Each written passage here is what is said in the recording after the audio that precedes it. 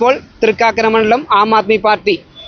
ഇവിടെ ഞാൻ നിൽക്കുന്നത് 53ാമത്തെ ഡിവിഷനിലാണ്. ഇവിടുത്തെ പ്രശ്നം എന്ന് വെച്ചാൽ നമ്മുടെ ചിലവനൂർ കായലിലേക്ക് നീരൊഴുക്ക് ഇവിടെ തടസ്സപ്പെട്ടിരിക്കുകയാണ്. കാരണം എന്ന് വെച്ചാൽ ഇവിടെ വളരെയധികം മാലിന്യങ്ങൾ കൂമ്പാരമായി കിടക്കുകയാണ്.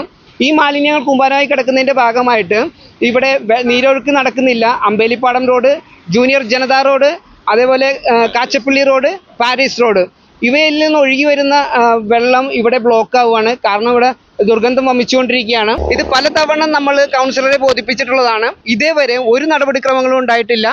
ഇവിടെ വരുന്ന ഇപ്പോൾ മഴ കാലമാണ് ഇനി വരുന്നത്.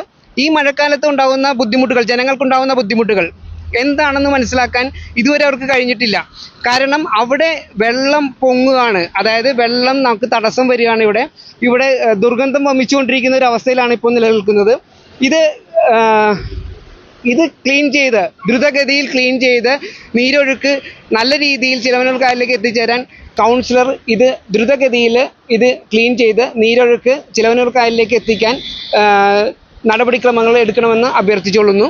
അതോടൊപ്പം തന്നെ ഇവിടെ കാണാൻ നമുക്ക് ഇവിടെ പുല്ല് പിടിച്ച് കിടക്കുകയാണ്. പുല്ല് പിടിച്ച് കിടക്കുന്നതിൻ്റെ ഭാഗമായിട്ടും ചെളികളും അതോടൊപ്പം തന്നെ പ്ലാസ്റ്റിക് കുപ്പികളുടെ കൂമ്പാരങ്ങളാണ് ഇവിടെയുള്ളത്. ആയതിനാൽ ഇത് എത്രയും പെട്ടെന്ന് യുദ്ധകാലാടിസ്ഥാനത്തിൽ അത് മാറ്റിയെടുത്ത് നീരൊഴുക്ക് പുനഃസ്ഥാപിക്കണമെന്ന് അഭ്യർത്ഥിച്ചുകൊള്ളുന്നു. അതല്ല ഇവിടെ നടപടിക്രമങ്ങൾ നടക്കുന്നില്ലെങ്കിൽ ആം ആദ്മി ഇതിൻ്റെ പ്രതിഷേധത്തിലേക്ക് പോകുന്നതാണ്.